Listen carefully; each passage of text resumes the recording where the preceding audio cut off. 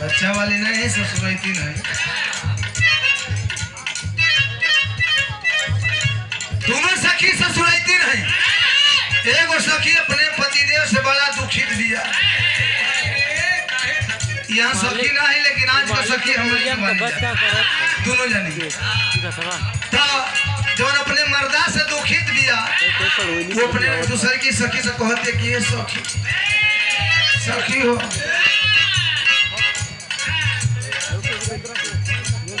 काहे नहीं खजूर का गरिया घर ज्यादा पेटा कलश के सखी एगो बात कहीं खिसियाई बोला ना कलश के रे ना हो एगो का दो चार गो कहत खिसियाई कहत या का कहे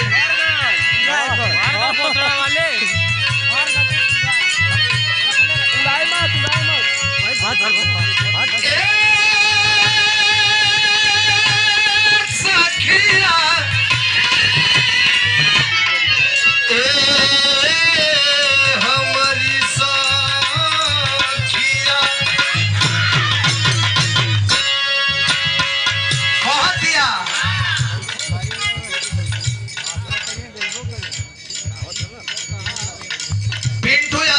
बड़े भैया को से 100 रुपया पुरस्कार भैया के प्रणाम सब भैया लोगों के प्रणाम बा आशीर्वाद दे सके कह दिया कि देखी देखी उनका के अरे मन तरसेला भीतर से कुछ कुछ होला हो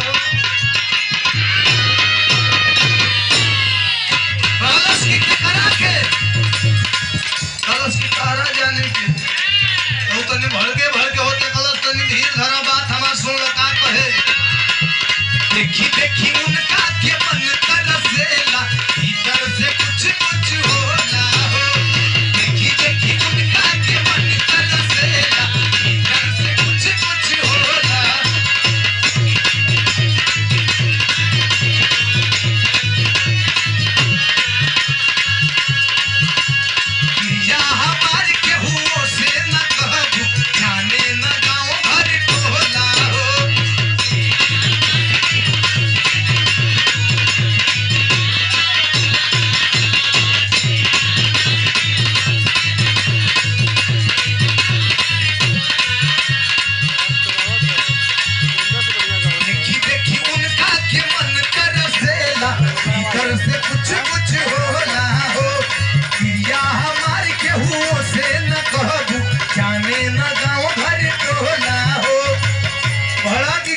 माथा खराब बा